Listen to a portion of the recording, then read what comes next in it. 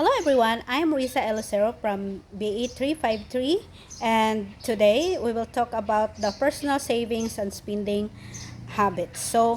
Um, by the way, my source of income is I'm earning money from personal collection, and also I earn commissions from the real estates, but not always, no. But we will talk today about how to uh, savings and spending money, no. Example, okay, spending habits. Okay, so spending habits. So sometimes no, uh, daily coffee purchases, no, impulse shopping. So ganyan, yun yung mga uh, expenses, no, spending habit, no. So instead na magbo-brew ka ng coffee, example yung pure coffee from fresh coffee from the trees, no, hina-harvest mo yon at saka pina-process mo yon at saka binu-brewed. So from there nakakatipid ka, no, nakakatipid ka ng pera compare doon sa bumibili ka daily or bumibili ka in every 15 days doon sa tindahan for coffee. So mas mahal talaga yun, mga 3-in-1s, mga ganyan. So and next is the impulse shopping. So itong impulse shopping is making unplanned purchases, yung mga hindi pinaplano na purchases. Nakikita mo lang, binibili mo na, no, basta nagustuhan mo, no, like clothing, gadgets, and etc., no. So marami tayong nagugustuhan pag lumalabas tayo. So much better na stay ka na lang sa house niyo, no, nanonood ka na lang ng TV, or nagbabasa ka na lang ng books. Okay, so iwas yon, no. uh, or yung ano kasi pag kahit nasa bahay ka lang, ano ka ng cellphone, nandoon ka sa Shopee or sa Facebook at nakatingin ka ng mga benta-benta doon at saka umorder ka agad, no, nawala sa plano, no. So yun ang expenses habit, pero minsan ko lang din nagawa yun, no. So next is savings habit. So dito tayo ngayon sa savings habit. So sa savings habit, mayroon tayong tinatawag na pay yourself. So pay yourself because yung katawan natin ay nagtatrabaho para din kumikita tayo ng pera. So once nga nagkapera ka, nakatawa ka ng pera, so kailangan mo din bayaran yung sarili mo. So nakapunta na yun sa savings. Yung bayad mo sa sarili mo ay nakapunta na yun sa savings mo. So in the future magagamit mo din yun, no? For emergency or etc. And then next is budgeting for savings. So parang ganun lang din yun, no? Savings.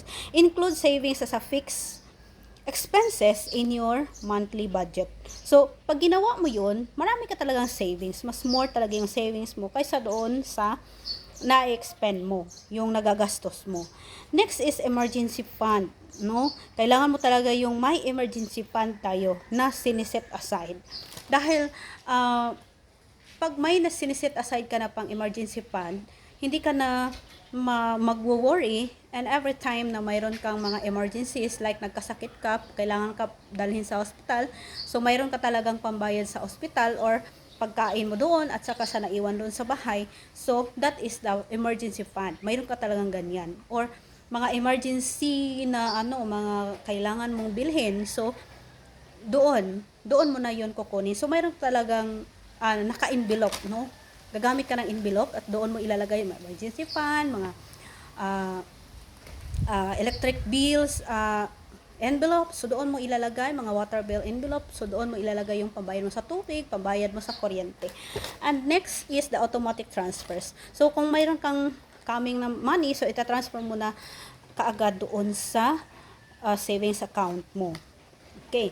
Then, tracking progress. So, mayroon kang monitoring your savings goals regularly and celebrating milestone achieved. Okay, can provide motivation to continue savings. So, mayroon kang monitoring your savings goals regularly. Okay, so that's my savings habits, and I hope na mayroon din kayong makukuha sa habits ko. And then, my learnings for this is, sa learnings na ito is, consistency is key, no? Regular savings. Mayroon talagang regular savings. So, consistency is the key, no? Then, next is the prioritization of savings. So, pinipriority mo talaga yung savings kaysa doon sa spending. And then, financial awareness. So, dapat aware ka, ano na yung status ng financial mo. Kailangan ka ba bibili ng bibili, or kailangan mo pang magdagdag ng income para ma-provide mo yung kailangan mo at mayroon ka pang savings. Then next is preparedness for emergencies. So, yun na yung sinasabi ko, na mayroon kang emergency fund. So, naka-prepare na yun. So, hindi ka na problema. Whatever happens, mayroon ka talagang kukunin. Mayroon kang makukuha. And then, smart spending habits. So, yun. Kailangan ka ng smart spending habits. Huwag bili ng bili.